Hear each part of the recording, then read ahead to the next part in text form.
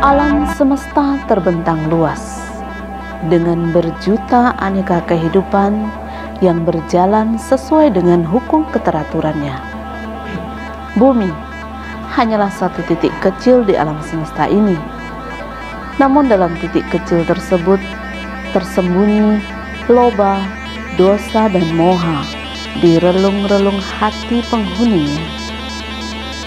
Loba, dosa dan moha membentuk aneka karma yang juga menjadi penentu berbagai bentuk kehidupan.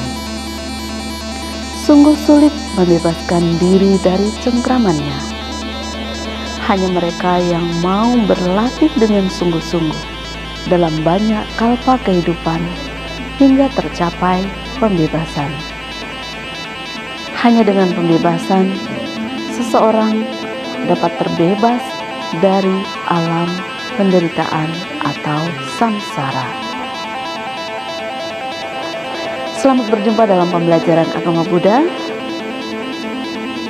Materi kali ini adalah untuk kelas 12 semester ganjil dan ini adalah pembelajaran ketiga. Materi yang akan kita bahas dalam video ini adalah kehancuran alam semesta menurut agama Buddha. Mari kita mulai.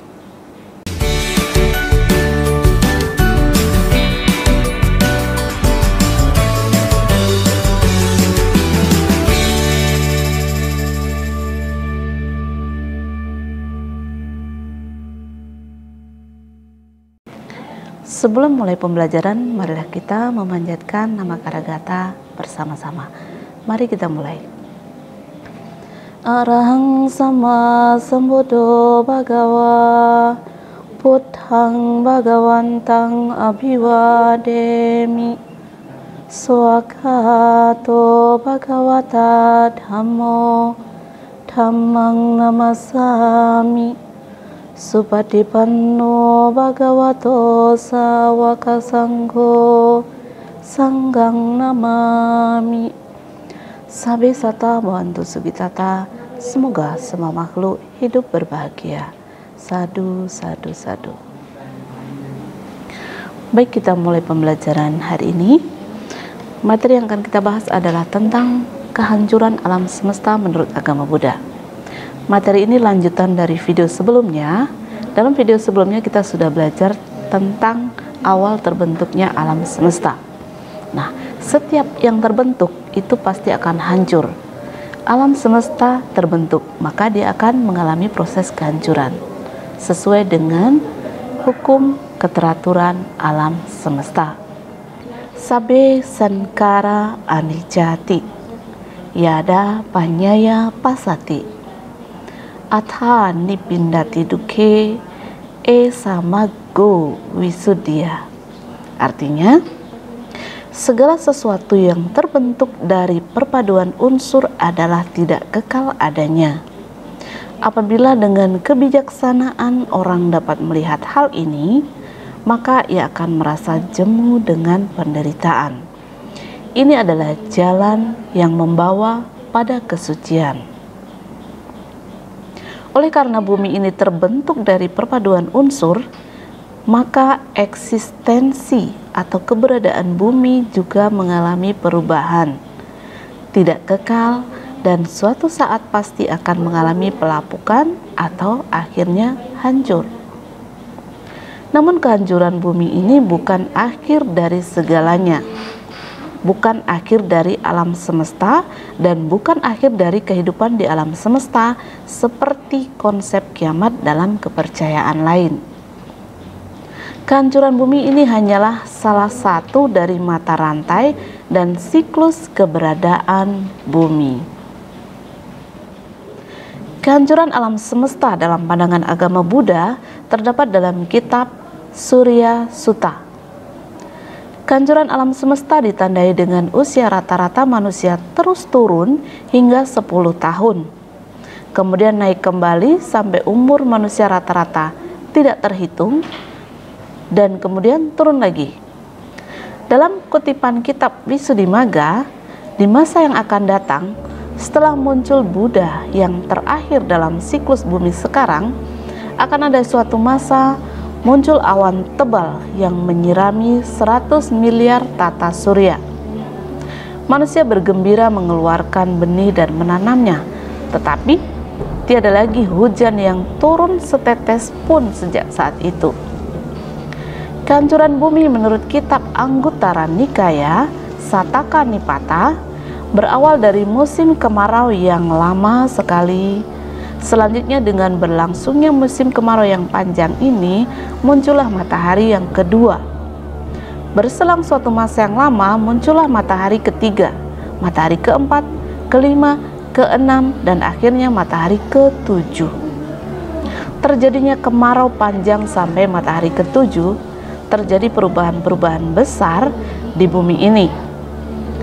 Pada waktu matahari ketujuh muncul, bumi ini seperti bola api dan akhirnya seperti debu dan lenyap bertebaran di alam semesta. Kehancuran alam semesta karena panas dan api ditandai adanya peristiwa berikut ini. Yang pertama, tidak ada hujan dalam waktu yang lama, ratusan tahun hingga ratusan ribu tahun. Akibatnya, semua bibit tanaman seperti bibit sayuran, pohon-pohon penghasil obat, pohon palem, dan pohon-pohon besar di hutan menjadi layu, kering, dan mati. Yang kedua, selanjutnya akan tiba suatu masa ketika matahari kedua muncul, sehingga semua sungai dan danau surut, kering, dan akhirnya tiada. Ketika matahari kedua muncul, tak bisa dibedakan antara siang dan malam. Setelah matahari yang satu tenggelam, yang lain terbit. Dunia merasakan terik matahari tanpa henti. Tetapi tidak ada dewa yang mengatur matahari pada waktu kehancuran kappa berlangsung seperti pada matahari yang biasa. Karena dewa matahari pun mencapai jana dan terlahir kembali di alam Brahma. Pada waktu matahari yang biasa bersinar, awan kilat dan uap air terbentuk gelap memanjang melintasi angkasa. Akan tetapi, pada kehadiran matahari penghancur kappa, angkasa sama kosongnya dengan cakram kaca jendela tanpa kehadiran awan dan uap air. Yang ketiga, selanjutnya akan tiba suatu masa matahari ketiga muncul sehingga semua sungai besar seperti sungai Gangga, sungai Yamuna, sungai Acirawati, sungai Sarabu akan menguap, surut, kering, dan tiada. Yang keempat, selanjutnya akan tiba suatu masa matahari keempat muncul sehingga semua danau besar tempat bermuaranya sungai-sungai besar, yaitu Danau Anotata, Danau Sihapata, Danau Ratakara, Danau Kanamunda, Danau Kunala, Danau Cadata, dan Danau Mandakini surut, kering, dan tiada. Yang kelima, selanjutnya akan tiba suatu masa matahari kelima muncul sehingga air maha surut 100 yojana, lalu surut 200 yojana, 300 yojana, 400 yojana, 500 yojana, 600 yojana, dan akhirnya semakin surut hingga kedalamannya tersisa hanya setinggi satu orang dewasa saja. Hingga akhirnya air mahasamudra surut sampai sedalam tinggi mata kaki. Yang keenam, selanjutnya akan tiba suatu masa matahari keenam muncul membuat seluruh dunia menjadi gas. Semua kelembabannya telah menguap. 100 miliar tata surya yang ada di sekeliling tata surya kita juga menguap. Ketika matahari keenam muncul, maka bumi ini dengan gunung Sineru sebagai raja gunung mengeluarkan dan menyemburkan asap. Yang ketujuh, selanjutnya akan tiba suatu masa matahari ketujuh muncul sehingga seluruh dunia atau tata surya bersama dengan 100 miliar tata surya yang lain terbakar. Puncak Sineru yang tingginya lebih dari 100 yojana juga ikut hancur berantakan dan lenyap di angkasa. Setelah membakar istana emas, istana permata, dan istana kristal, kebakaran merambat terus ke alam surga Tawatingsa dan naik terus ke alam Brahma Jana pertama. Setelah membumi hanguskan alam Brahma Jana kedua yang lebih rendah, api berhenti sebelum mencapai alam Brahma Abasara. Selanjutnya adalah kehancuran alam semesta karena air. Kehancuran alam semesta yang disebabkan air berawal adanya awan kaustik dalam pengertian yang besar, timbulnya hujan dengan perlahan kemudian bertambah besar sampai menyirami 100 miliar tata surya. Setelah tersiram air kaustik, bumi, gunung mencair, dan semua air yang timbul ditunjang oleh angin. Air merendami bumi sampai alam jana kedua, terus naik hingga ke alam jana ketiga yang lebih rendah dan berhenti sebelum sampai di Subakinha. Selanjutnya terjadi pembentukan kembali di alam semesta yang diliputi kegelapan dan timbulnya awan besar. Air kaustik menyusut di 100 miliar tata surya, kemudian angin di sekelilingnya muncul hingga membentuk alam diawali dari alam Subakinha.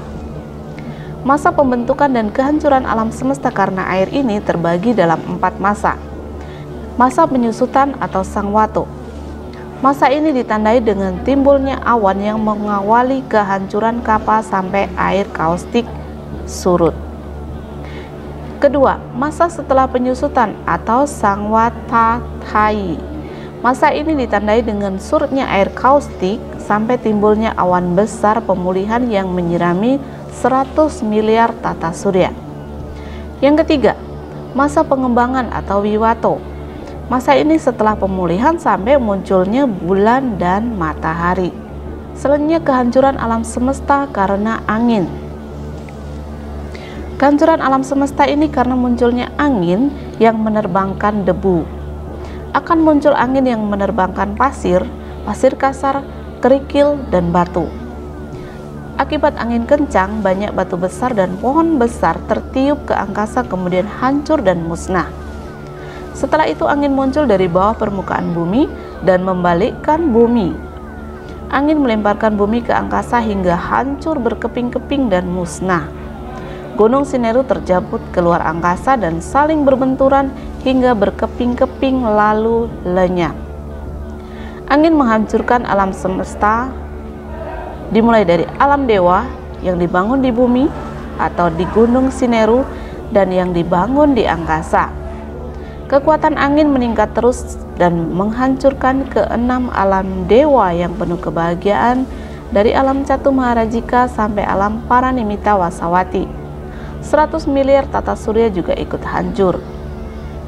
Angin menghancurkan bumi sampai alam Brahma, jana ketiga, dan berhenti sebelum mencapai alam Wehapala yang berada pada alam jana keempat.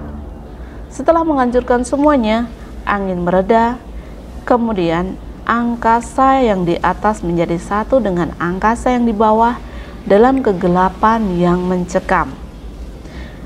Alam yang kembali muncul pertama kali adalah alam Brahma Subakinha. Periode waktu awan besar sampai surutnya angin yang menghancurkan adalah 1 Asangkaya Kapa.